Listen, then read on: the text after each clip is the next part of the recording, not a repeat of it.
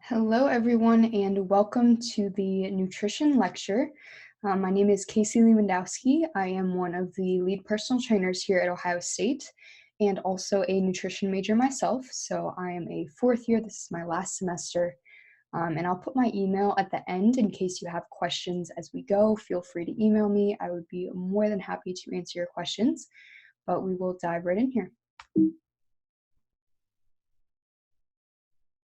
So, scope of practice, when we're talking about personal trainers, fitness professionals, so there are a lot of things that we cannot do with regards to nutrition. There are a couple of things that we can do. However, you have to be very careful just to stay within your scope of practice.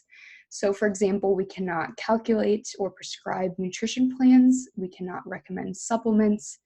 But what we can do is use credible sources and establish guidelines to inform our clients. So obviously nutrition is a very important part of anyone's life. And so we do want to help our clients to the best we can, but staying within our scope of practice is important too.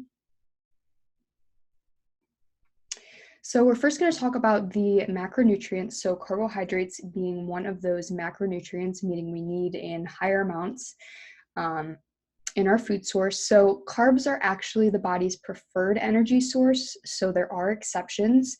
I'm sure you've heard of the ketogenic diet. It's a huge thing right now, but your body can use other sources for energy. Carbs are just its preferred source.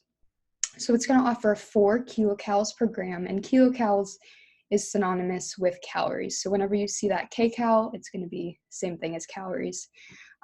So 4 calories per gram of carbohydrate consumed is the energy that your body is going to get there. And so it is made up of chains of sugar. So we've got simple and complex carbs. So some food examples of simple carbs would be like fruit, vegetables, mostly whole foods.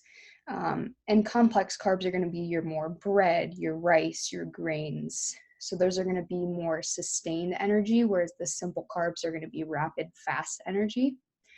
And so we've got monosaccharides, disaccharides, and polysaccharides, which just mean single, double, or 3 or more glucose molecules. And glucose and sugar are synonymous also. So protein is important for many things. The second macronutrient we're going to talk about.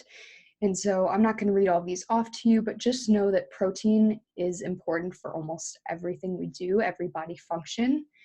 And it also supplies 4 calories per gram. So same thing as carbohydrates, you're going to get that same amount of energy. And so protein is actually made of amino acids joined through peptide bonds.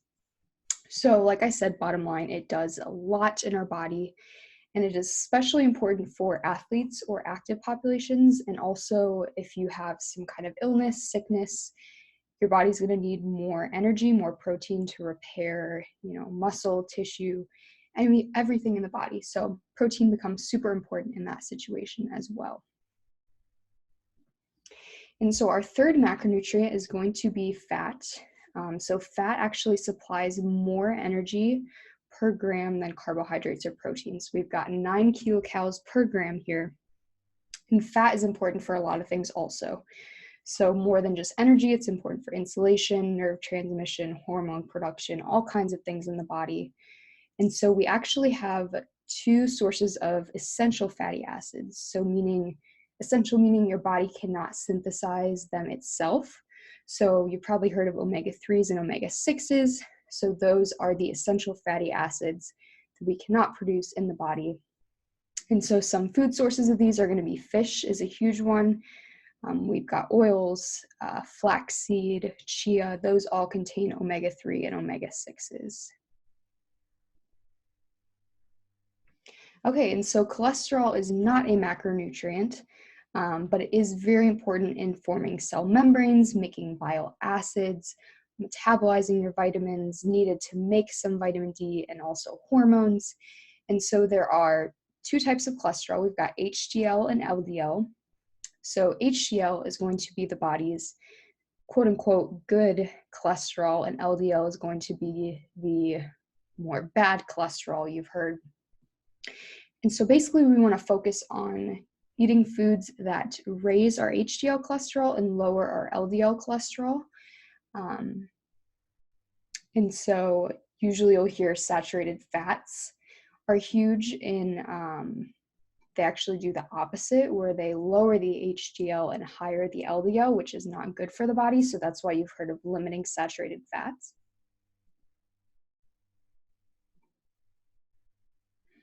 And so we're not going to go through all of these, but if you want to go on your own time and kind of look through all these and match up which macronutrient is which food source. So potatoes are going to be carbohydrates.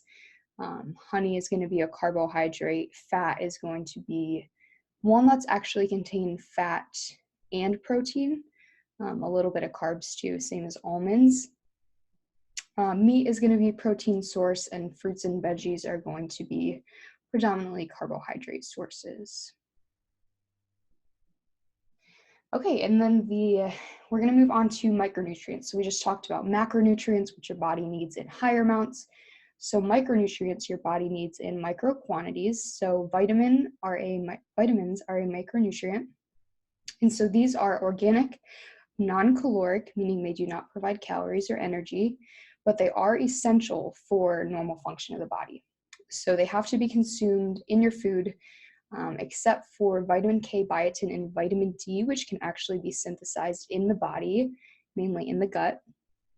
And there are 13 essential vitamins. So they're kind of broken up in water soluble and fat soluble. So the water soluble are going to be your B vitamins and vitamin C. And then fat soluble are going to be A, D, E, and K. So an important thing for these fat soluble vitamins is that they need to be consumed with dietary fat in order to be absorbed. So that's why they're called fat soluble, absorbed with fat. Okay, and then our other micronutrient is going to be minerals. So these are also essential, but they are found in the body as well as in food. And so they function a lot of different things in our body. And so there are macrominerals and macrominerals. So again, macrominerals are needed in higher amounts, microminerals in smaller amounts in the body. And I just want you guys to remember that you are what you absorb. So if you are not properly absorbing or efficiently absorbing all of these vitamins, minerals, macronutrients, you're not going to get the same benefits. You can eat all of the vitamins and minerals in the world, but if you're not absorbing them, your body's not going to be able to use those to its advantage. So just keep that in mind. Okay, and water. So water is actually the fourth macronutrient. It does not supply any energy. However, it is needed in cup or gram quantities. That's why it's considered a macronutrient. So super important, comprises more than half of the human body. And so it's influenced by what you eat and drink, how much you're sweating, how much you're excreting, and then also respiratory loss of water. And so it is very, very critical during exercise. So athletes, any kind of athletic population, people that just exercise on a daily basis, you really need to be drinking more water than the average person. And so you want to balance your intake with your losses. And so an easy way to do this that I think of is to just weigh yourself before and after a workout, and then make sure that you weigh the same after. So if you weigh less, you need to be drinking more water. If you weigh more, that's fine. That just means you drank a little bit more than you needed to, but I would rather you drink a little bit more water than not drink enough. And so the dietary guidelines, we won't go to this website, but it is linked here if you are interested. Dietary guidelines just basically give the general population some guidelines and parameters that they should be meeting for certain macronutrients, micronutrients, all of those things. And so if you're interested, go ahead, click on this link. It has a lot of good information. And so basically the main takeaways from these are these 5 things here. So just following a healthy eating pattern, focusing on variety, nutrient density amount, limiting your calories from those saturated fats, like I said, added sugars, and reducing your sodium intake. Sodium is a huge problem right now, sodium, aka salt. And so limiting that in the standard American diet is huge right now. And basically just a shift to healthier food and beverage choices and supporting healthy eating for all. And so just remembering that these are all for general population. So there are going to be more specific guidelines with regards to dietary intake when it comes to athletes and people with special health concerns, illnesses, things like that. And so the dietary reference intakes, or DRIs, basically are an umbrella term for these four things. So we've got the RDA, the EAR, the UL, and the AI. So the RDA is going to meet 98% of the population's needs, whereas the EAR is going to only meet 50% of the population's needs. And then we've got the upper limit, which is basically the highest amount of the nutrient that will not have adverse effects. So if you were to go above this amount, you could experience some adverse effects here. And then the AI is used when there is not an RDA. So that should say used when an RDA cannot be determined, not a DRI. Sorry about that, guys. But basically, when you don't have enough evidence to set an RDA based on an EAR, so RDA is based on the EAR there, and so an AI is used when there's not sufficient evidence to set an RDA. Okay, and then my plate, so I'm sure you've all seen this in basic health classes, nutrition classes, but basically it's an easy representation that people can use to make sure they're getting enough macronutrients. And then within those macronutrients, micronutrients also. And so basically this is for, like I said, general population.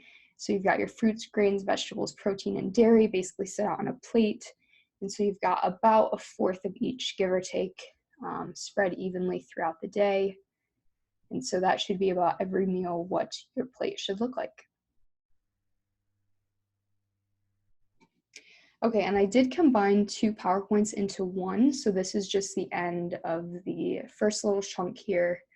So again, we want to remember all of these things, and this is important for us to know just, for basic information.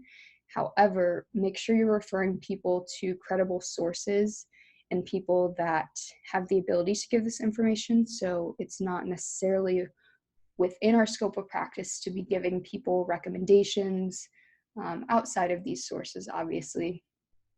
And we are not able to prescribe meal plans or diets for anyone. So again, just refer them to credible sources online, like we have talked about thus far. All right, so the second little portion of this, flying right through, is going to be about energy balance and weight control.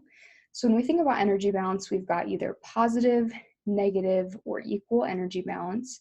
So positive energy balance, meaning your body is in a caloric surplus or you are gaining weight. Negative energy balance, meaning you're in a caloric deficit and you are, quote unquote, losing weight, is negative. And so when we think about losing weight, a loss of 1 to 2 pounds a week is recommended.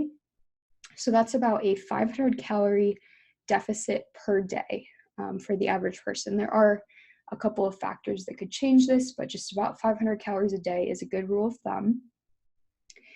And then when we think about the amount of calories burned per day, resting metabolic rate is going to be basically the baseline amount of calories that someone is burning just to fuel basic body processes. So ventilation, blood circulation, temperature regulation, et cetera, And so this can be determined via the MSJ equation, or Mifflin-St. Jeor. Basically, you can find this equation online, but you're going to input a person's height, weight, age, and activity factor to calculate this RMR. So another thing to remember is that this is good for a general population, not necessarily athletes. So it is a good baseline if someone had no idea where to start, how much they were burning at base. But for athletes, this number is usually going to be higher. And so the National Weight Control Registry basically offers 10 insights about successful weight loss. So I'm not going to read all these to you, But if you were to give just some general recommendations for someone who would like to lose weight, these are 10 things to think about here that are very important for people that have kept weight off sustainably. So not just quick weight loss, but people that have kept weight off over time and been able to maintain that. And so like I've been saying, active adults, athletes, their nutrition needs are going to be a little bit different. However, these dietary reference intakes percentages are going to be the same mostly for everyone. It's just the amounts are going to be a little bit different. So these percentages, we've got 45 to 65% of calories from carbs, 10 to 35% from protein, and 20 to 35% of your daily calories from fats. So like I said, active individuals are going to need more with regards to like the gram quantities. However, it's going to be the same percentages for everyone. And these are all coming from total calories. So when it says 45 to 65%, that's going to be of your total daily calories. So for athletes, with regards to carbohydrates, the recommendation is going to be 6 to 10 grams per kilogram. So about 3 to 5 grams per pound of body weight per day. So again, this is just a recommendation for people who are on ketogenic diets. Obviously, this does not apply because they're eating very low carb. However, this is just a general recommendation they have found to work for most athletes. And so the total amount of carbohydrates needed depends on 4 different factors. So we've got the total daily expenditure, or the amount that you're burning per day, the type of exercise that the athlete is doing, the athlete's gender, and the environmental conditions. So these will all change the amount of carbohydrates needed. And just an example, so males generally need more energy per day or more carbohydrates. If the environment is super hot and you're sweating a lot, you're going to need more carbohydrates to replace those losses. And if you're burning a lot, if your resting metabolic rate is very high, you're likely going to need more carbohydrates because you're burning more throughout the day. And so not all proteins are created equal. Choosing a healthy protein is important, thinking about the quality of the protein. So does it have a lot of saturated fat in it, like beef does? Does it have a lot of extra cholesterol in it, like a lot of animal sources? So just thinking about what other things it has in it. Think about micronutrients, macronutrients, what's going to be the best protein source. And so protein timing is not actually as important as the total amount of protein spread throughout the day. So a lot of times you'll hear people talk about the anabolic window and thinking about you have to consume this amount of protein right after you work out. It's actually has not been proved to be as important as the total amount of protein that you're consuming throughout the day.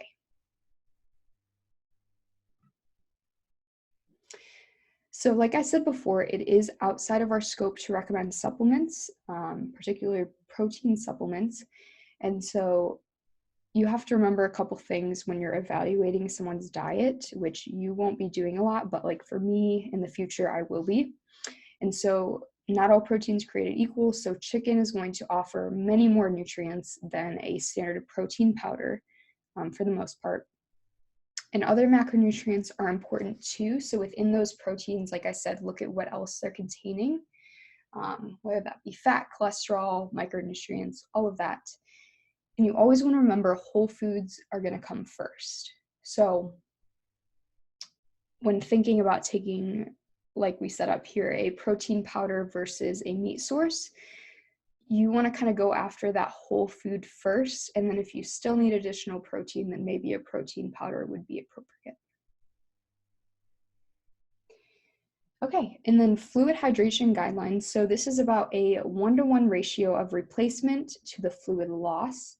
So like I said, track your consumption, weigh yourself before and after exercise, make sure you're replacing those losses. And for athletes who are doing prolonged exercise sessions, it may be beneficial to drink fluids with fluids, electrolytes, sodium. And so those are like sports drinks that contain a little bit of carbs to reduce that fatigue that you feel afterwards. And basically just follow your thirst. So again, if it's in the summertime, midsummer, it's super hot, you're getting very sweaty, you're obviously going to need more fluid to replace all that you lost. So just follow your thirst. If you're thirsty, drink some water. Overhydration is a thing, however, it's not very common. So if you're just being smart about how much water you're drinking and not overdoing it, you're going to be just fine. And so with all of this in mind, we want to think about optimizing our heart health. So fruits, vegetables, whole grains, and foods with high fiber are going to be very important for keeping your heart healthy. Fish at least twice per week is going to provide those essential fatty acids. So that's super important. If you don't eat fish, you may want to think about, more plant-based essential fatty acids. So I eat flaxseed on a daily basis. I don't really like fish that much. I also do supplement with a fish oil supplement. You can research more of that on your own time, but that is also an option too, to get those essential fatty acids in. And like we said before, we want to limit saturated fat to less than 10%, preferably less than 7, but less than 10 is a more standard guideline there. And alcohol to no more than 1 drink per day for females, 2 drinks a day for males, and sodium less than 2,300 milligrams or 2.3 grams per day. And you want to keep trans fat intake as low as possible. So trans fats are they do occur naturally in some foods, but mostly they come from processing. In a lot of baked goods, you'll see trans fats, and basically this fat is not good for anything. It's harmful. And so trans fat is associated with lower HDL and higher LDL, which is exactly what we don't want. So you do want to watch your trans fat intake, limit that as much as possible. And so when we're talking about the hypertension guidelines, hypertension meaning high blood pressure, the former guidelines have pre-hypertension as 120/80 or more for your blood pressure, and hypertension being systolic blood pressure being higher than 140 and diastolic blood pressure being higher than 90, or being on hypertensive medication. So systolic and diastolic, basically the top number and the bottom number on blood pressure. Systolic is when your heart is actively pumping. Diastolic is kind of when it's rebounding, not necessarily relaxing, but just the rebound after it gets pumped. And so these are the former guidelines. Now the new hypertension guidelines put it into more specific categories. So I'm not going to read off all of these, but one thing to keep in mind is this and or number. So for normal, you need both of these numbers to be within that range. For elevated, again, both of these numbers within that range. However, when we get to high blood pressure or the hypertension and above, we need or. So this or number here, or I'm sorry, this or word here is huge, because if you're in either category, that means that you have hypertension. So basically the lowest category that you're in, so if you have 90 or higher hypertension stage 2 here, but only systolic is only in this stage 1, you're actually going to be categorized in stage 2. So whatever your lowest on the chart is going to be where you are classified. And diabetes is an important health concern, especially now and recently. So it's basically abnormal regulation of blood glucose. So type 1 is going to be when your body is not secreting sufficient amounts of insulin, and so the pancreas isn't working correctly. And type 2 is basically when your cells become insulin resistant, and so they have a decreased ability to respond to insulin. And so this is previously called adult onset diabetes. However, considering how our world has changed, how our diets have changed, children are now becoming diagnosed with type 2 diabetes. So that name has kind of gone out the window and just called type 2 diabetes. And so with someone who has diabetes, if you have a client who's asking you questions, hopefully they know this by now if they have diabetes, but basically consuming more small meals throughout the day to maintain those blood sugar levels in the body. And osteoporosis is basically a reduced density of the bones and weakening of them as well. And so to prevent osteoporosis from happening, we want to make sure we have adequate calcium and vitamin D intake. So these are basically the vitamins that are going to increase that bone density. They're very important for bone modeling.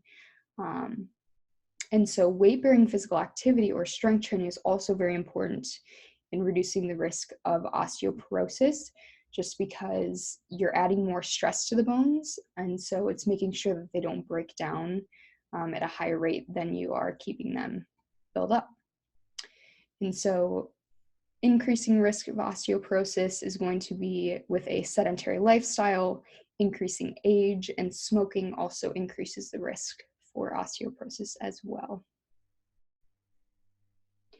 And so during pregnancy and lactation, if you were to have a client who is pregnant or breastfeeding, you do want to make sure they are gaining appropriate weight during pregnancy, but also staying active. So obviously supporting a fetus, you're going to need more calories, because you're growing human inside of you. However, we want to stay active because that will make the transition after a woman has a baby much easier. And so the dietary guidelines on that website I gave you before, there's a lot of good recommendations there. If that is not your expertise, you can definitely refer someone to that website that I linked before. And so basically avoiding alcohol, tobacco, and other harmful substances, because those can be transferred directly to the fetus. So during pregnancy, you really want to watch those. And always, this is a general recommendation, but always practice safe food handling, especially when you're pregnant. You don't want to transfer, again, harmful substances to that baby. And breastfeeding typically requires an additional 500 calories per day. The exception is in the first trimester. The woman does not need any additional calories, but in the second and third trimesters, about an additional 500 calories per day. And one more thing too, if you do have a pregnant client, you want to make sure you're not having them lay on their stomachs. I know this seems kind of intuitive, but just think about it. They have a human growing inside of them. You don't want to do anything that would disrupt their growth in there. So just don't have them lay on their stomachs. Just be very careful, make sure they're staying within what they can do, depending on how far along they are. And so vegetarian diets are becoming increasingly popular now. And I just want you to know that they can be healthful and nutritionally adequate, but only when they are planned properly, right? So you can't just be a vegetarian and eat, poor dietary sources of foods and say, oh, I'm healthy because I'm not eating animal products. It's not really how that works. There are different types of vegetarian diets. So there are lacto-ovo, lacto-vegetarians, and vegans. And so these are all different kinds, and you can read about them on your own time. But basically, keep in mind that whatever the restrictions may be, you need to make sure you're getting a nutritionally adequate diet. So a lot of times, vegetarian diets are low in protein, they're low in B12, which is found only in fortified and animal foods, and a lot of other, vitamins and minerals. So just keep that in mind, that make sure you're consuming a nutritionally adequate diet if you are consuming a vegetarian diet. And also just keep in mind, you are likely to encounter people who have either had eating disorders or who are currently struggling with an eating disorder. And so there are many, many sources that you can refer people to. I know it's not necessarily in, our job description to help people through eating disorders. However, someone may come to you, confide in you, and you kind of have to know how to handle that and where to send them. So if someone is telling you that they have an eating disorder, or that they think they're, in the start of developing an eating disorder, refer them to a professional. And make sure that you don't talk about things that could be triggering to them. So I know that's kind of common sense, but don't talk about weight if you think someone may have an eating disorder. Don't talk about, body image and all of those other things. Just don't talk negatively about any of those. If you suspect someone does have an eating disorder, this is a very, very sensitive mental disorder. And so just keeping that in mind when you are working with someone who you suspect has one or has one, really just be sensitive to how they're feeling mentally. And again, refer them out to a professional. That's probably the best thing you can do there. And so just briefly, this will be the last little point we'll touch on. For the youth and older adults, it'll be a little bit different with regards to nutrition. And so younger kids usually don't care as much about their nutrition. They just eat whatever their parents give them. They eat, what tastes good, what's sweet.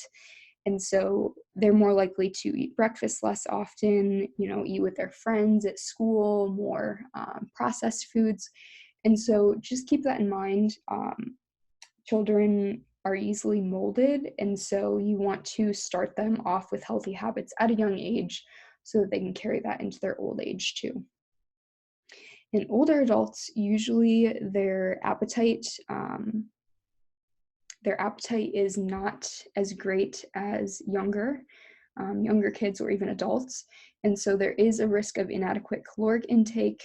And so you want to make sure that they are still getting all the nutrients they need. So whether that mean taking supplements, just increasing the amount of micronutrient foods, fiber, all of those things. And so they're still at risk for overweight and obesity, but there could be some undernutrition going on with regards to nutrients there too. So just keep those in mind as you have younger and older clients, that there are different needs. And if they ever have questions, again, refer them to a credible source and they can get their information from there. Okay, and so this is just a major summary of everything we just went over. This is the last slide and what I'm going to end on here. So again, like I said, if you have questions, go ahead, shoot me an email. My email is at the bottom here. I am a nutrition major, so I do have quite a bit of background on this stuff. If there's something I didn't touch on or that I didn't go into detail that you are interested about, please just let me know. I would be more than happy to answer them. And I look forward to hearing from you guys. Thanks for tuning in.